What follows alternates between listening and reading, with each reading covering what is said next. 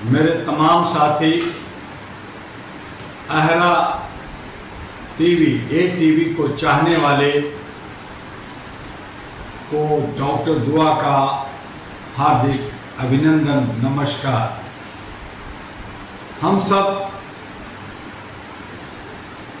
ऐसे भारत के नागरिक हैं जो धन धान से परिपूर्ण है, लोगों को बहुत कुछ दिया।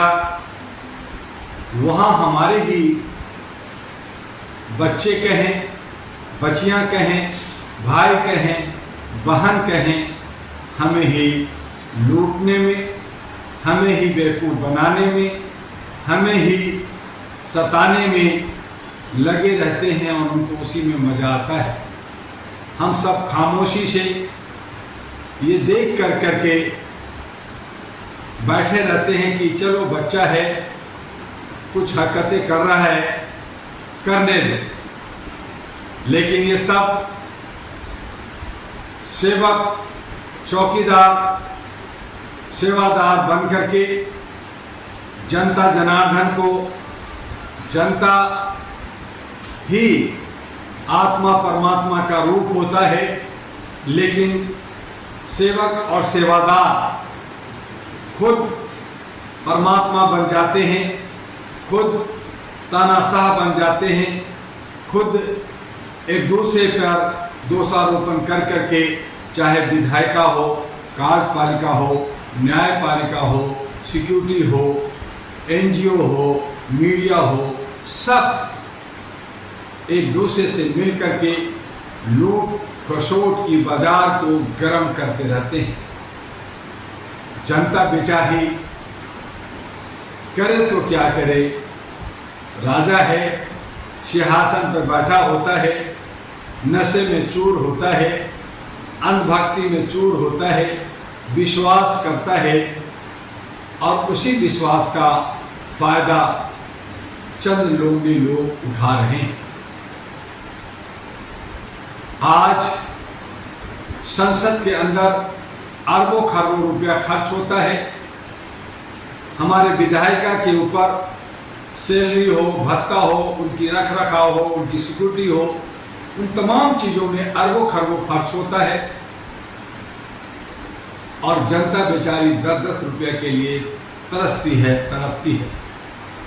ये गरीबी, ये अशिक्षा और ये असुरक्षा हमें मार रही है, हमें खल रही है और ऐसी सूरत में मानवता कहाँ गया। मानवता पे अगर बात होती है तो लोग कहते हैं मानवता ले गया तेल।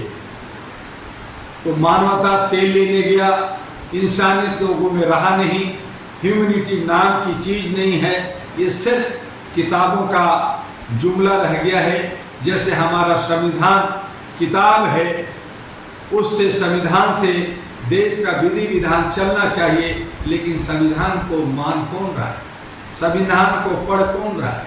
ये बड़े बड़े फंक्शन होते हैं, जब कोई दिवस मनाए जाते हैं, जब कोई बड़े महापुरुषों को याद किए जाते हैं, तो संविधान की दुहाई दी जाती है, लोकतंत्र की दुहाई दी जाती है, लेकिन फिर ढाक के 3 पार वही संविधान रखो घर के अंदर, संविधान रखो संविधान पार्लियामेंट के अंदर, उसको लाइब्रेरी में रख दो और करेंगे हम मनमानी, हम एक दूसरे को सताएंगे, हम एक दूसरे को लूटेंगे।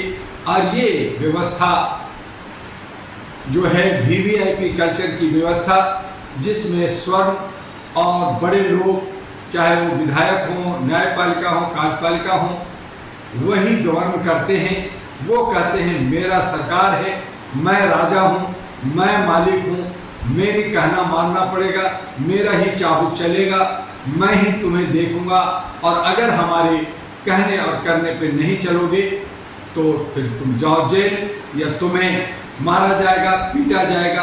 और ये सब लोग जो वीवीआईपी कल्चर में जी रहे हैं, इनका अपना भाषा है, अपना रहन सहन है, अपना कोठी बंगला है और यही लोग बाबाओं के साथ मिल करके, मुल्लाओं के साथ मिल करके आतंकवादी, अलगाववादी और नक्सलाइटों के साथ मिलकर करके ये चांदी काट रहे हैं और हमें बदनाम करते हैं। हमें अलगाववाद कहा जाता है, हमें जो है देशद्रोही कहा जाता है, हमें हमारे बोलने की अभिव्यक्ति पे ताला लगाया जाता है, हमारी समानता की दुहाई की बात हम करते हैं।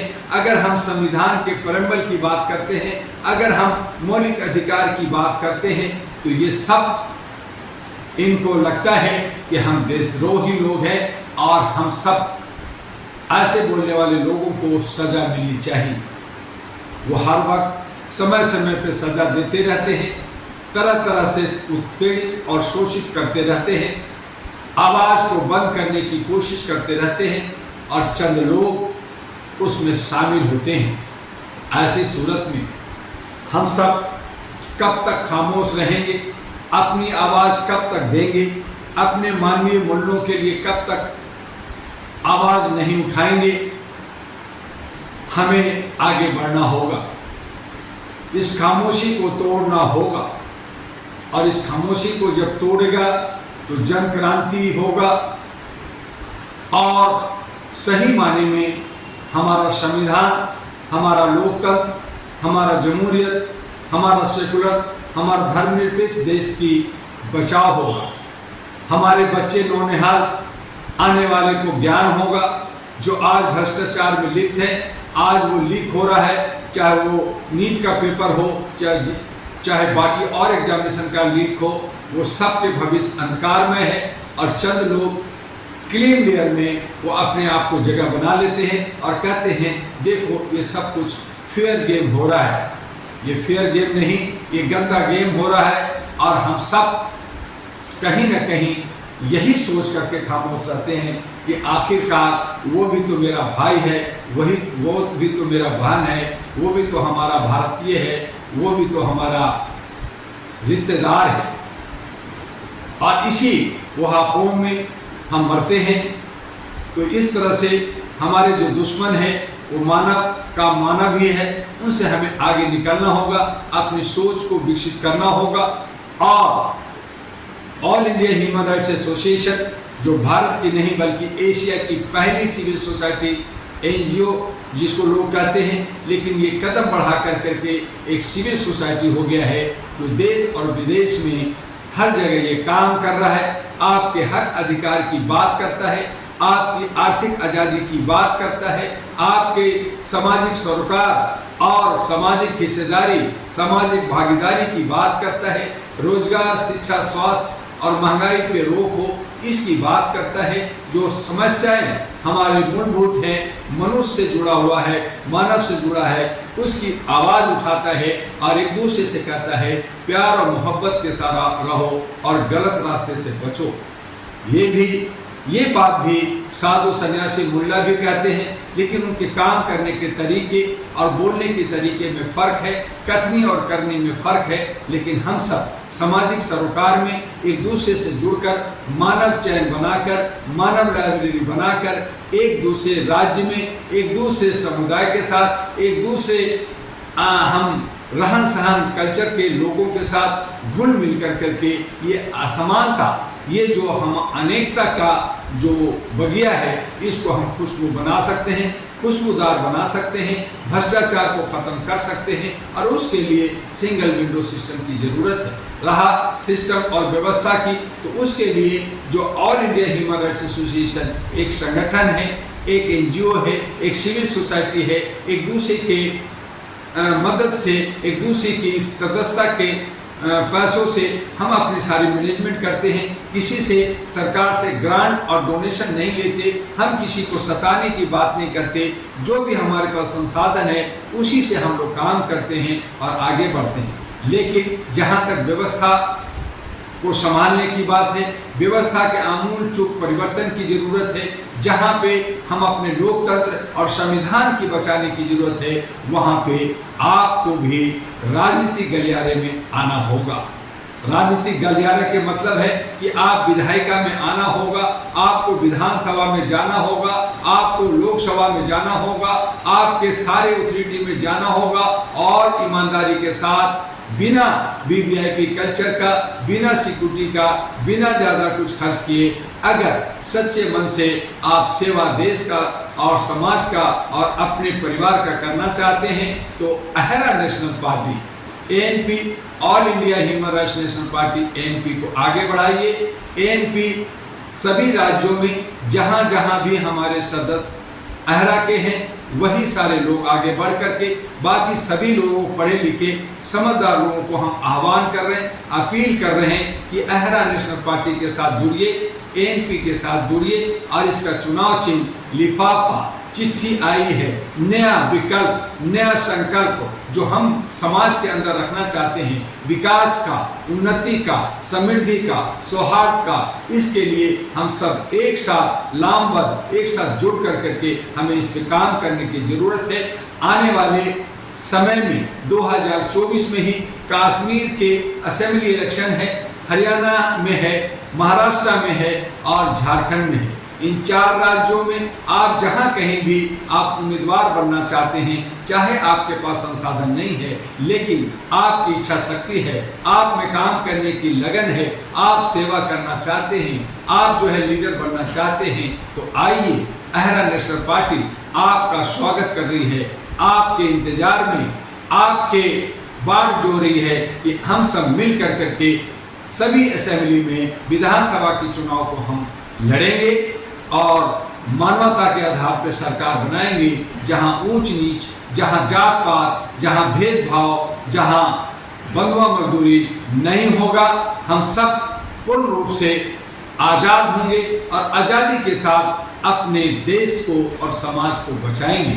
आइए अहरा नेशनल पार्टी के साथ, और इसका व्हाट्सएप नंबर आप नोट कर लीजिए 9213493068, 9313125531 और तीसरा नंबर है 9910636345, लाइन नंबर है 0114302690 और हमारा ईमेल है ahradua@gmail.com और ahradua1@gmail.com।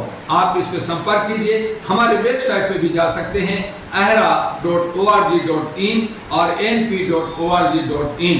इन 2 वेबसाइट पे जा करके आप पार्टी के बारे में, संस्था के बारे में जो कुछ भी उसमें दिया हुआ है उसे देखिए और तमाम सोशल मीडिया पे अहरा और एमी दुआ, डॉक्टर दुआ आप टाइप कर करके आप सर्च कर सकते हैं। आपको बहुत सारे वीडियो, बहुत सारे ज्ञान आपको मिलेगा। बस आज इतना ही, फिर मिलेंगे आपको आने वाले सोमवार को। हम लगातार सोमवार से सैटरडे आपसे मिलते हैं। इस वीडियो को ज़्यादा से ज़्यादा लाइक कीजिए, सब्सक्राइब कीजिए और इसको जो है शेयर कीजिए ताकि हमारी और आपके बीच में संवाद बना रहे।